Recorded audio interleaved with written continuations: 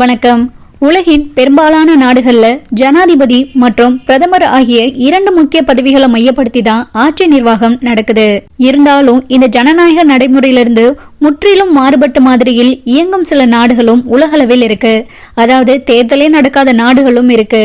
அங்க அதிபரையோ பிரதமரையோ தேர்ந்தெடுப்பதற்கு பதிலாக மன்னர்கள், சுல்தான்கள், அமீர்கள் அல்லது போப் போன்ற மத தலைவர்களே முழு அதிகாரத்தையும் கையில் வச்சிருக்காங்க. அந்த வகையில தேர்தல் நடக்காத நாடுகளை பத்தி தெரிஞ்சுக்கலாம். இந்த பட்டியலில் முதலிடத்தில் இருப்பது சவுதி அரேபியா. சவுதி அரேபியா ஒரு முழுமையான மன்னராட்சி கொண்ட நாடாக உள்ளது. அங்கு மன்னரே நாட்டின் தலைவராகவும் மிக உயர்ந்த அதிகார அமைப்பாகவும் செயல்படுறாரு. முக்கிய கொள்கை முடிவுகள் மற்றும் மாநில நிர்வாகம் முழுவதையும் மன்னரே மேற்பார்வையிடுறாரு. இதன் காரணமாகவே அந்நாட்டில் ஜனாதிபதி என்ற பதவியே கிடையாது. மன்னர் சல்மான் பின் அப்துல் அஜீஸ் அல் சவுத் தான் தற்போது சவுதி அரேபியாவின் ஆட்சியாளராக இருக்காரு. அடுத்ததாக ஓமன். ஓமன் நாடு ஒரு சுல்தானால் ஆளப்படுகிறது. அவர் நாட்டின் நிர்வாகத்தின் மீது பரந்த நிர்வாக அதிகாரங்களையும் கணிசமான செல்வாக்கையும் கொண்டுள்ளார். நிர்வாகம், வெளியுறவு மற்றும் தேசிய கொள்கைகள் தொடர்பான முக்கிய முடிவுகளை சுல்தானே நேரடியாக மேற்பார்வையிடுவதால் இங்கு ஜனாதிபதி பதவிக்கான அவசியமில்லாமல் போய்விட்டது. தற்போது சுல்தான் ஹைதம் பின் தாரிக் தான் அந்த நாட்டை வழிநடத்துறாரு. அடுத்ததாக புரூனே. தென்கிழக்கு ஆசிய நாடான புரூனேயும் ஒரு முழுமையான மன்னராட்சியை பின்பற்றுகிறது. சுல்தான் ஹசன் அல் போல்கியான்றவர் தான் இந்த நாட்டின் உயர்மட்ட தலைவராக இருக்காரு. பெரும்பாலான அரசு முடிவுகளுக்கு அவரே முழு பொறுப்பாவார். பல மன்னராட்சிகளை போலல்லாமல் இவர் நாட்டின் சுல்தானாக மட்டுமில்லாமல் புரூனேயின் பிரதமராகவும் செயல்படுறாரு. அதாவது அவரே நாட்டின் தலைவராகவும் அரசாங்கத்தின் தலைவராகவும் இருக்காரு. அடுத்ததாக உள்ள நாடு கத்தார். கத்தாரின் அரசியலமைப்பு அமீர் தலைமையிலான ஒரு பரம்பரை மன்னராட்சியை அடிப்படையாக கொண்டது. அமீர் பரந்த நிர்வாக அதிகாரங்களை கொண்டுள்ளார். நாட்டின் முக்கிய அரசியல் மற்றும் நிர்வாக முடிவுகளுக்கு அவரே பொறுப்பாவார். அமீரே மிக உயர்ந்த அதிகார அமைப்பாக செயல்படுவதால் கத்தாருக்கு ஜனாதிபதி என்று யாரும் இல்லை.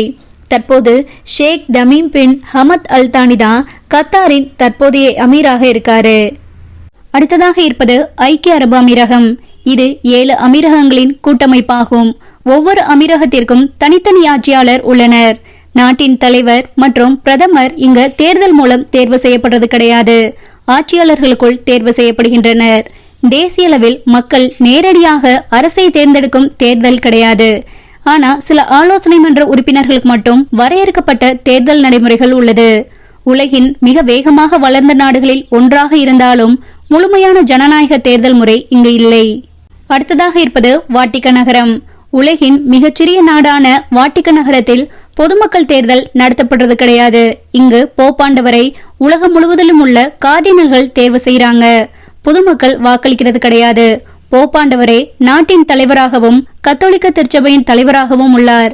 மத அடிப்படையிலான இந்த தனித்துவமான ஆட்சி முறை உலகில் வேறெங்கும் கிடையாது.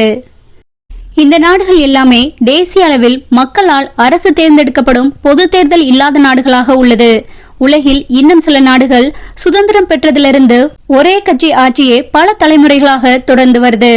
அந்த வகையில வடகொரியாவுல தேர்தல் என்ற பெயரில் வாக்குப்பதிவு நடக்குது. ஆனா வேட்பாளர்னு பார்த்தா ஒரே ஒருத்தர் மட்டும்தான் போட்டியிடுவாரு.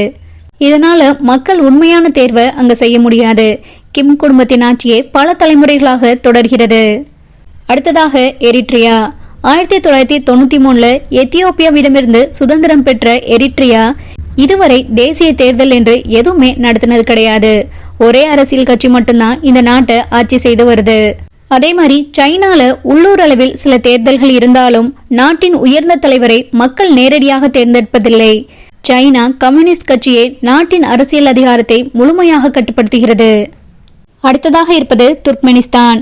இங்கு தேர்தல்கள் நடத்தப்பட்டாலும் சர்வதேச அமைப்புகள் இந்த தேர்தல்களை சுதந்திரமான போட்டித்தன்மை கொண்ட தேர்தல்கள் அல்ல என்று பல முறை விமர்சித்துள்ளது.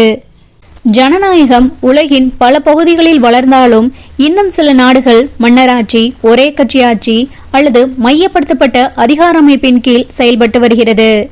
இந்த வேறுபாடுகளே உலக அரசியலை மிகவும் சுவாரஸ்யமானதாக மாற்றுகிறது.